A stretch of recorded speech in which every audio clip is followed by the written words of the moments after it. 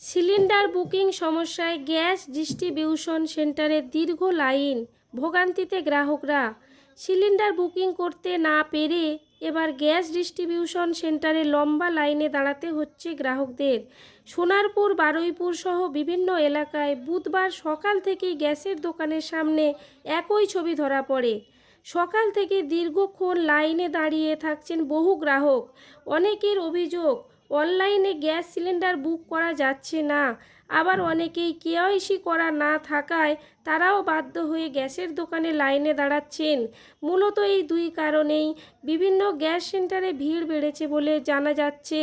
গ্রাহকদের অভিযোগ, বারবার গ্যাস সেন্টারে এসেও সমস্যার কোনো সমাধান হচ্ছে না। হঠাৎ করেই বুকিংয়ের সংখ্যা অনেকটাই বেড়ে যাওয়ায় পরিস্থিতি আবারও জটিল হয়েছে।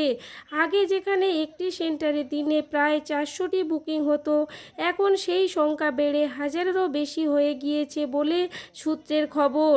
যদিও ফোন করে কোম্পানি অ্যাপ, হোয়াটসঅ্যাপ এবং ওয়েবসাইটের মাধ্যমে গ্যাস বুকিংয়ের ব্যবস্থা রয়েছে, তবে অতিরিক্ত চাপের কারণে অনেকক্ষণ সেই পরিষেবা ঠিকমতো কাজ করছে না বলে অভিযোগ। অতিরিক্ত ভিড় সামাল দিতে প্রয়োজনীয় পদক্ষেপ নেওয়া হচ্ছে বলে জানিয়েছেন সংশ্লিষ্ট কর্তৃপক্ষ। নমস্কার, এবার আপনাদের দেখাই গ্যাস ডিস্ট্রিবিউশন সেন্টারের ভিতরের চিত্র। লাইনে অনেক বৃদ্ধরা দাঁড়িয়ে আছে এবং কর্তৃপক্ষ লাইনে দাঁড়িয়ে থাকা মানুষকে সাহায্য করতে যথেষ্ট তৎপর। দীর্ঘক্ষণ যারা লাইনে দাঁড়িয়ে আছেন তারা কি বলছেন আমরা শুনে নেব তাদের মুখ থেকে। কাজে পড়ে এই অ্যাঙ্গেলে পড়ে এই আর কি বলবো। কি সমস্যা কি হচ্ছে? 3 দিন ধরে ঘুরছেন, কি বলছেন? 3 দিন ধরে আমি ঘুরছি না, আমি আজকেই এসেছি।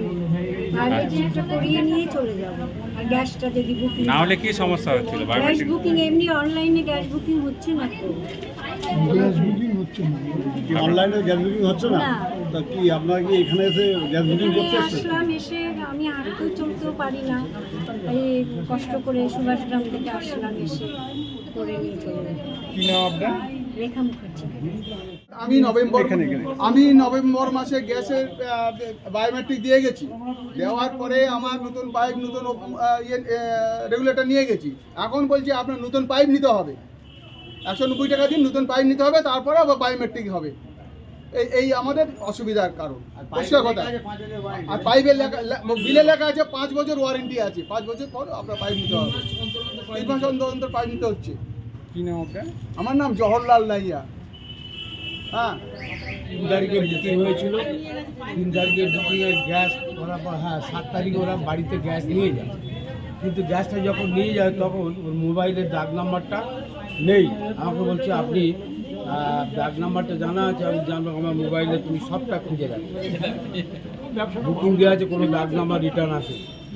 তখন বলছে ঠিক আছে আমি ফোন করছি। ওরা ফোন করছে, ফোন করে বলছে পাঠিয়ে দিচ্ছে, কিন্তু ডাক নাম্বার ঢুকছে না। কারণটা কি? ওর সেই পুরনো জন্মকালে যে মোবাইল নাম্বারটা দেওয়া হয়েছিল সেইটা কিন্তু এতদিন ধরে চলে আসছিল, মাঝখানে চেঞ্জ হয়েছিল নাম্বার।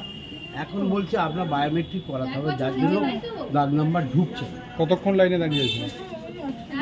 8 ঘন্টার উপর। কি নাম আপনার? গোপীনাথ দাস। কালকে এসে সব নিয়ে গেছে। আমি অসুস্থ বলে ডাক্তার গিয়েছি, মেয়েরা করে গেছে, বললো যে কালকে শুধু ফিঙ্গারপ্রিন্টটা নিলে হয়।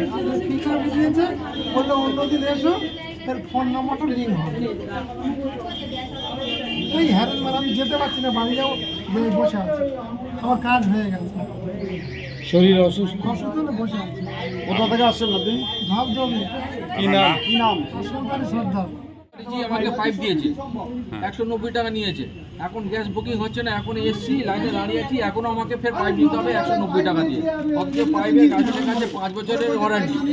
তাহলে আমি কি 3 মাস করে আসি, 3 মাস অন্তর পাইপ চলছে না? ওদের বক্তব্য 5 বছর, তাহলে পাইপ এতে লেখা আছে কেন 5 বছর ধরে গ্যারান্টি চলবে? বাড়িতে 3 মাস অন্তর করে আমার বায়োমেট্রিক করতে হবে। আমাদের কথা জানি না কি এটা, কি মানে এটা কি এই রাজ্যে সমস্ত এটা এই রাজ্যে সমস্ত সম্ভব? যদি কিছু কোনো একে নেই, যেখানে আছে 5 বছর অন্তর, আমাকে নিতে হচ্ছে 3 মাস অন্তর। ডিসেম্বর মাসে বায়োমেট্রিক করে গেছি, এখন গ্যাস বুক নিচ্ছে না, এখন লাইন দাঁড়িয়ে আছে 10টা থেকে। আমার নাম মঈনুদ্দিন শেখ, দাঁড়িয়ে আছে।